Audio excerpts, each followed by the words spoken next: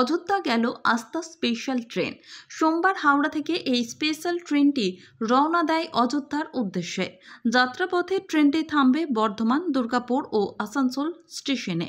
Indian railway catering and tourism corporation বা IRTCর তত্ত্বাবধানে রাষ্ট্রীয় স্বয়ংসেবকরা অযোধ্যায় সদ্য প্রতিষ্ঠিত রামলালা দর্শনে যাচ্ছেন। থাকা, খাওয়া ও যাওয়া নিয়ে যাত্রী পিছু 1300 টাকা পড়ছে। 5ই ফেব্রুয়ারি স্পেশাল ট্রেনটি হাওড়া থেকে ছেড়ে অযোধ্যায় পৌঁছবে 6 তারিখে। আবার ট্রেনটি অযোধ্যা থেকে হাওড়ার উদ্দেশ্যে রওনা দেবে 7ই ফেব্রুয়ারি। আজকে আমরা বীরভূম থেকে আসছি। আজকে আমাদের খুবই আনন্দের দিন যে আমরা অযোধ্যা ধাম যেতে পাবো, প্রভু শ্রী রামচন্দ্রের দর্শন করতে পাবো। এই দর্শনের বিষয় হচ্ছে বহু মানুষ আজকে মন্দির দেখার জন্য প্রাণ বিসর্জন দিয়েছে, মন্দির তৈরি করার জন্য প্রাণ বিসর্জন দিয়েছে। আমাদের যে আমাদের যে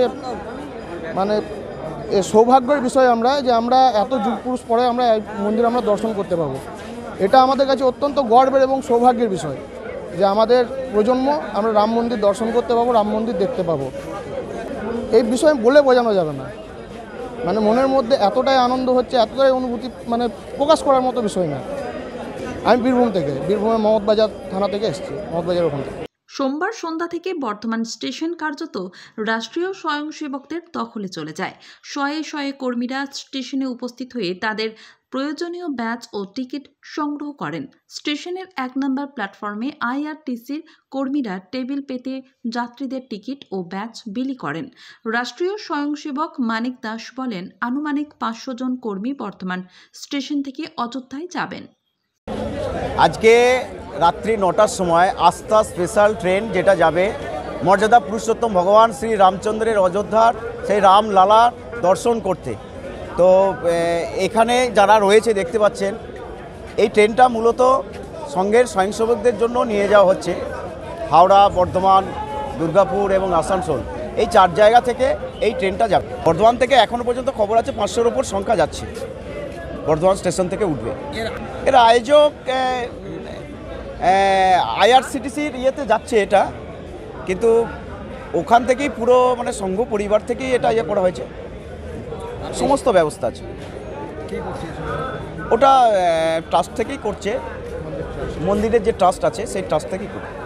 আমরা আজকে যাচ্ছি, ট্রেনে উঠবো, কালকে নামবো, কাল সারাদিন থাকবো, আর তারপরের দিন পর্যন্ত থেকে রাত্রি 7 তারিখ রাত্রি 10টায় আমাদের ওখান থেকে ফেরার ট্রেন। এটা একটা আলাদা অনুভূতি। এই অনুভূতিটা বলে প্রকাশ করা যাবে না। এই যে মনের মধ্যে আমরা যে এতদিন ধরে অপেক্ষা করছিলাম, অনেকে আমরা টিভির মধ্যে দেখেছি, বিভিন্ন মিডিয়ায় দেখেছি, আর সেই সৌভাগ্য আমাদের হতে চলেছে। আর কয়েক ঘন্টা পরই সেই রামলালার দর্শন করতে পাবো, সেই মন্দির দর্শন করতে পাবো। এটা একটা পরম পাওনা, পরম সৌভাগ্যের ব্যাপার যে আমরা এই শুভক্ষণটার জন্য অপেক্ষা করছি, কখন ভগবান শ্রী রামলালার মন্দির দর্শন করব, রামলালাকে দর্শন করব। বর্ধমান স্টেশনে শুধুমাত্র পূর্ব বর্ধমান জেলা ছাড়াও পার্শ্ববর্তী জেলার মানুষজনও জমায়েত হন ট্রেন ধরার জন্য। পূর্ব বর্ধমান থেকে শেখ মিলনের রিপোর্ট, SDTV নিউজ।